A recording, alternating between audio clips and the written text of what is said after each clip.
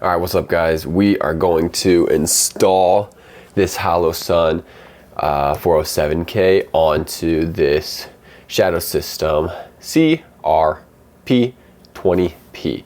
So just to ensure we are clear and safe, so we're just gonna take off the top plate real quick and just doing it all by hand. I don't have any of those fancy tools that shows you the pound measurement or whatever. So we'll see how that goes. And I'm uploading this and filming this because this is my first time doing one. So if this is your first time and you're intimidated, well, welcome to the club. That's why I'm doing this, to show you guys a first timer doing this. There we go. All right, so we finally got it. A little tug, but we got it off. Give it a little bit of pressure. There we go. All right. So now we're going to keep those. All right, easy enough. So now the top plate is off. Now let's see what that looks. Sweet. And then we're going to need a spacer here in a second. That came with shadow system. So I just want to see what else we got here. Some screws and some more screws. Okay, it actually took me a minute because I was searching for the proper screws and it was hidden within all of the paperwork, but I finally found it. So if you revert back to the manual for the Holosun 407K, it says for the spacers you can use either one, and then for the screws you want the first set. And down there it gives you an image of what it looks like, and this is what it looks like. It has like the flat head. The screw up here is flat with this ledge, so it's pretty easy to distinguish between this one. So if you can see the difference, the flat head is what you want. This is more of a rounded head, so we aren't using that one. And then you'll have yourself the spacer. It said you can use either spacer. What you'll do is you'll put the spacer here in the front of the Holosun. Once that spacer is tight to the front, all right, then we're just gonna place it down like that. All right, so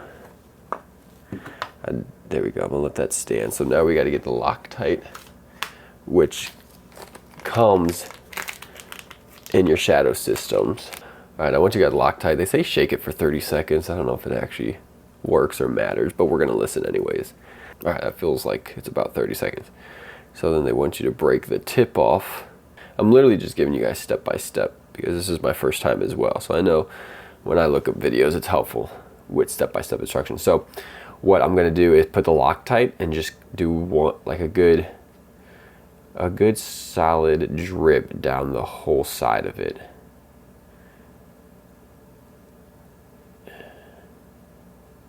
All right, I think you guys can see that there. So we're gonna go ahead and now drop this into the hole here. Wish I had it in my right hand.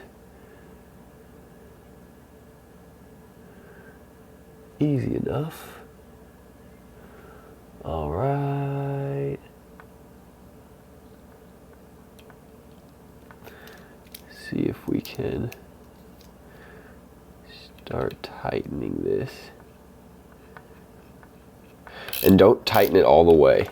So I don't know if you can see right here, there's a little lips, there's a little gap there, and they want you to keep it like that because you're gonna add a little Loctite one more time before you fully tighten it. So we're gonna grab the other screw, do the same thing. We're gonna do a nice little strip of Loctite going right down. It's probably too much, but that's all right. Now I'm gonna drop that. And you want to make sure you have a Q-tip or something to wipe off the excess when you're finished, which I forgot to grab, but I do have paper towels. All right, so keep tightening it, but you're gonna leave that little lip down there like I mentioned before. So if you can see there, you still have those gaps. Now I'm gonna add a drop of Loctite right into that gap. Little drop. All right. And once again, it'll probably overflow once it's tightened. Now in the instructions here, you can see that they want you to use a tool, and it's a T10 torque tool, and you can tighten it 10 to 20 inch-pounds. But if you don't have that tool, which I do not, you're just gonna tighten it to a very snug but not excessively tight. So I feel like I got a pretty good idea of what that feels like.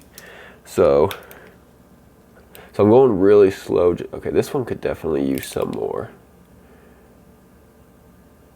I'll wipe off some more of that Loctite here.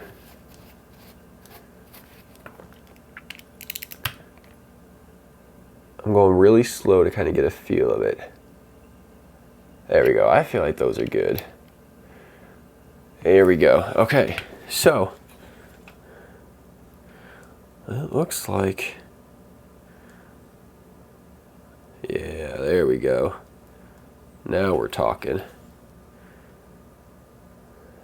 I'm more used to the 507K red dot.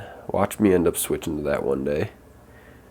But I wanted to just get this one to keep it a little more sleek.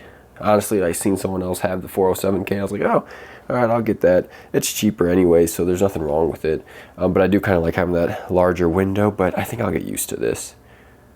But there it is. So they recommend it sitting there for 24 hours before you go shooting. So unfortunately, I will not be waiting 24 hours because I waited too long to put this on. I'm going to the range tomorrow. So probably about like a good 15 hours. This thing will be on before I go shooting. So that'll really test if this thing needs 24 hours or not. But anyways, that's it for the video. Hopefully you guys enjoyed it. Make sure to follow along. If you didn't see the video attaching this, if you need help, go check that out. And I'm gonna do the break-in period for this gun. So if you guys wanna see how this thing performs with its first 100 to 200 shots, well, check out the next video because that is what it's gonna be all about. But look how clean that is. It's finally finished.